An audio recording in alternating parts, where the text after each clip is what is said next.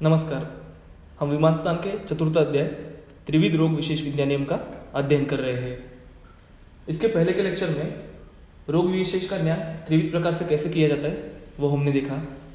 उसके पश्चात आप्तोपदेश, प्रत्यक्ष, अनुमान, इनकी व्याख्या पढ़ी।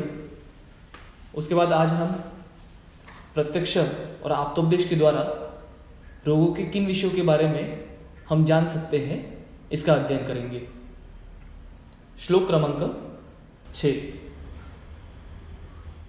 तत्र इदम उपदिशन्ति बुद्धिमन्तः रोगम एकैकम एवं प्रकोपणम एवं योनिम एवं उत्थानम एवं आत्मानम एवं अधिष्ठानम एवं वेदनम एवं संस्थानम एवं शब्द स्पर्श रूप रस गंधम एवं उपद्रवम एवं वृद्धि स्थान क्षय समन्वितम एवं उदर्क एवं नामानम एवं योगम विद्यात् तस्मिन् नियम प्रतिकारार्था प्रवृत्ति अथवा निवृत्तिर इति उपदेशान् न्यायते।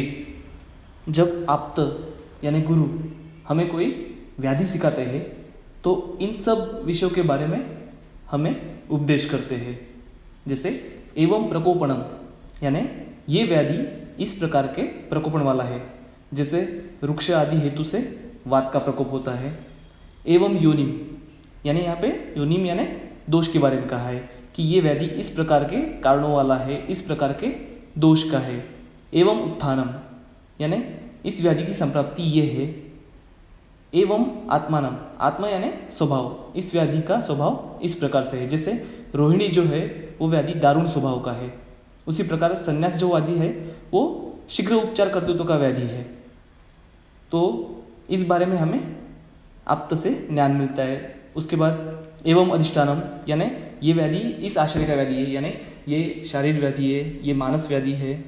एवं वेदनम यानी इस व्याधि में इस प्रकार की वेदना हमें दिखाई देती है। जैसे कुछ व्याधियों में दाहवत वेदना है, कुछ व्याधियों में कर्तनवत है, कुछ व्याधियों में वृश्चिक दंशवत वेदना होती है।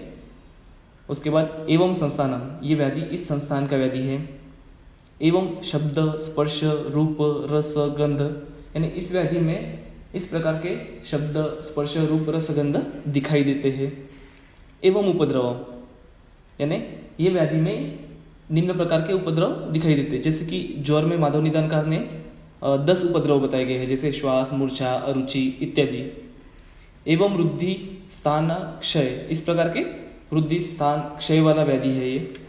उसके बाद एवं उदरक यानी किसी व्याधि का उत्तरकालीन परिणाम। उसके बाद एवं नामानम ये व्याधि का नाम इस प्रकार से है। एवं योगम इस प्रकार के योग वाला, योग यानी यहाँ पे दोष दुष्य समूर्छना लेनी है, यानी इस व्याधि में इस प्रकार की दोष दुष्य समूर्छना होती है।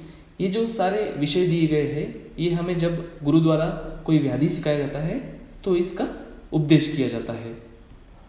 तस्मिन् नियम प्रतिकारार्था प्रवृत्तिर अथवा निवृत्तिर इति उपदेशात् ज्ञायते। इयम प्रतिकारार्था प्रवृत्ति अर्थात इस व्याधि में इस प्रकार के उपचार प्रारंभ करने चाहिए। जैसे ज्वर में लंघन, पाचन इत्यादि से चिकित्सा प्रारंभ करनी चाहिए। निवृत्तिश्च प्रतिकारार्था अर्थात रोग के उपचार में इन वस्तु विशेष का परित्याग करना चाहिए। जैसे नौज्वर में दिन में सोना, स्नान करना इत्यादि का परित्याग किया जाता है। इन सब विषयों का भी ज्ञान आप्तोपदेश के द्वारा होता है। अब इसके बाद हमें प्रत्यक्ष के द्वारा रोग के किन किन विषयों के बारे में जानना चाहिए ये देखेंगे। प्रत्यक्ष तस्तु खलु रोगतत्वं बुभुत्सु सर्वैर इंद्रिये सर्वान् इंद्रियार्थान् आतुर शरीरगतान् परीक्षित अन्यत्र रसज्ञानात्। अर्थात चिकित्सक को अपनी सभी इंद्रियों से रोगी के विषय में परीक्षा करनी चाहिए। अन्यत्र रस ज्ञान को छोड़ के, मतलब चिकित्सक को रोगी के शब्द स्पर्श रूप गंध आदि की परीक्षा करनी चाहिए। तद्यथा आंत्रपूजनम संधिस्फुटनम अंगुलीपर्वणां च स्वरविशेषांश्च ये च अन्ये अपि केचित् शरीरोपगताः शब्दा स्युच्च श्रोत्रेण परीक्षेत। अब सबसे पहले श्रोत्रेंद्रिय के द्वारा हमें कौन सी परीक्षा करनी चाहिए? आंत्रकूजन, मतलब हाथों में जो विशिष्ट शब्द आते हैं उनकी परीक्षा करनी चाहिए। उसके बाद संधि स्फुटनम अंगुली परवणाम च, यानी संधियों में जो आवाज़ आती है, जैसे बड़ी संधि जानु कुरपर इत्यादि से जो आवाज़ आती है, अंगुली के पर्वों में जो स्फुटन फूटने की आवाज़ आती है वो। स्वर विशेषांश ये च अन्य अपि केचित् शरीर उपगता शब्द, और जो भी अन्य शब्द शरीर में होने वाले रहते हैं उनकी कानों से परीक्षा करनी चाहिए। अब इसके बाद हम चक्षुरेंद्रिय आंखों के द्वारा जो परीक्षा विषय है उनके बारे में देखेंगे।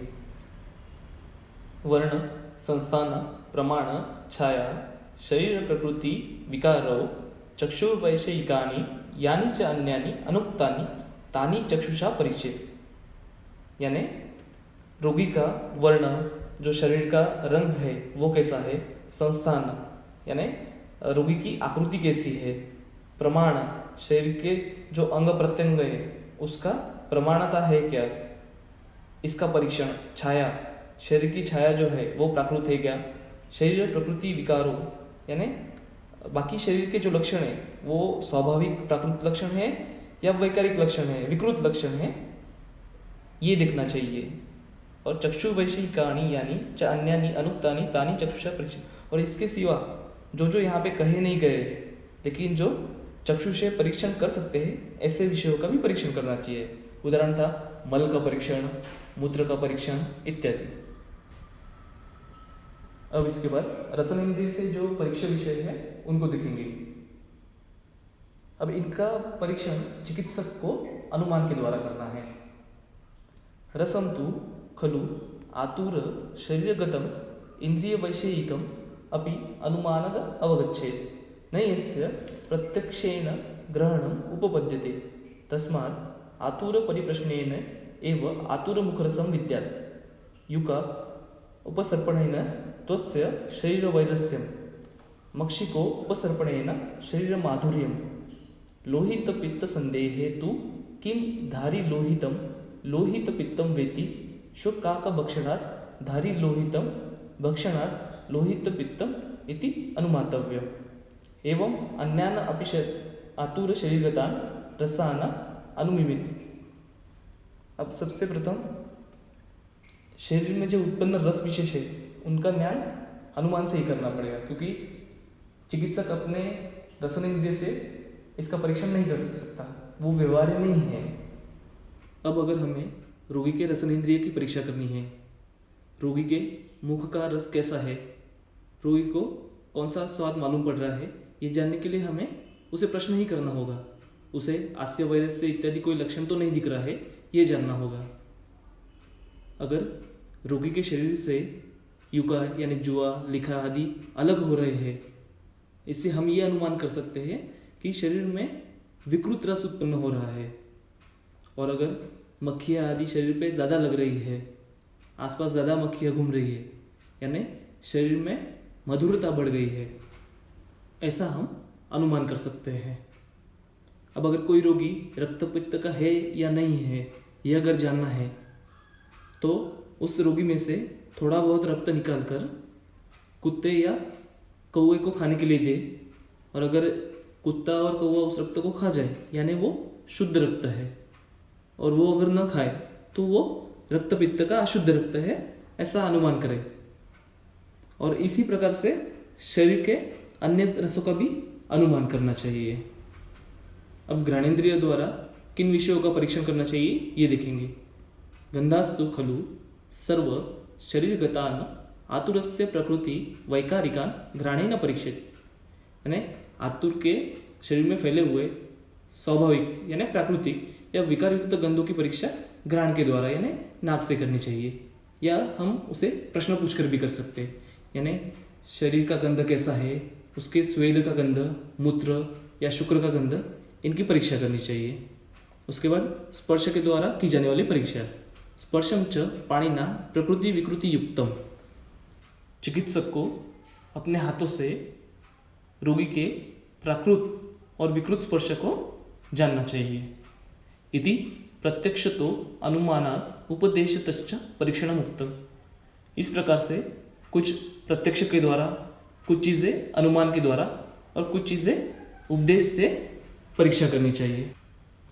इंद्रिय स्थान में शब्द, स्पर्श, रूप, रस, गंध, इनके अरिष्ट लक्षणों का अधिक विस्तृत में वर्णन आया है, वो अधिक उपयोगी है। इसके बाद अगले व्याख्यान में अनुमान से किन विषयों की परीक्षा की जानी चाहिए वो देखेंगे।